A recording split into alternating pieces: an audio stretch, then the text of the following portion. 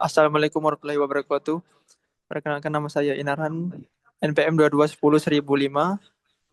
Saya ingin mengupload video tentang UAS perancangan eksperimen. Yang pertama, saya akan membahas problem 69. Kertasnya di mana? Belum. Ini cowok. Kertasnya mana? Kertasnya apa anjing? Mana lagi? Ini lah rumah. Enggak apa-apa, nanti kan aja lanjut aja. Edit ulang-ulang.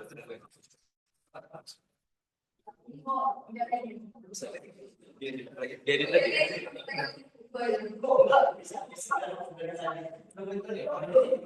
Assalamualaikum warahmatullahi wabarakatuh. Saya akan mempresentasikan UAS perancangan eksperimen. Nama saya Inarhan, NPM 2210-1005. Yaitu pertama problem 6,9. A route is used to cut locating notice on a printed circuit board. The vibration level at the surface of the board as it is cut is considered to be a major source of dimensional verification the not case. Two factors are to influence verification. Bliss says A and cutting speed B. 2-bit says 116 and 18 in and 2 speed 50 and 90 RPM are selection and for set cut at each set of conditions so below the responsibility is vibration measure as the resolution factor of the system X, Y, and Z. Once test circuit board. Ini ada contoh soalnya. Yang sebelah kiri ada jawabannya, yaitu yang pertama analisis data bagian A. Persamaan regresi. Konstan 9,57.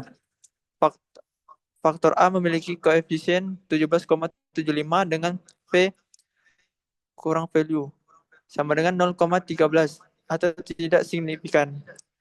Faktor B memiliki koefisien 7,8 dengan P value sama dengan 0,569 tidak signifikan. Ringkasan model atau modus summary. Model dapat menjelaskan 80,11% variasi dalam data. Penyesuaian untuk jumlah prediktor menunjukkan model kurang cocok. Selanjutnya, model tidak dapat mempersediakan dengan baik ANOVA analysis of variance.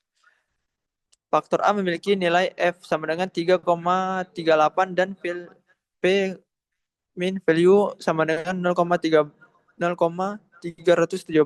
Tidak signifikan. Faktor B memiliki nilai F sama dengan 0,64 dan P min value sama dengan 0,569. Tidak signifikan. Karena P min value lebih besar 0,05, maka tidak ada faktor yang memiliki pengaruh signifikan terhadap respon. Kesimpulannya, tidak ada faktor yang berpengaruh signifikan terhadap tingkat getaran pada replikasi 4. Yang kedua, jawabannya ada fotonya di sebelah kiri. Yang kedua, analisis normalitas dan residual bagian B. Plot normalitas normal probability plot. Titik-titik pada grafik beberapa berada relatif dekat dengan garis diagonal yang menunjukkan bahwa residual berdistribusi normal.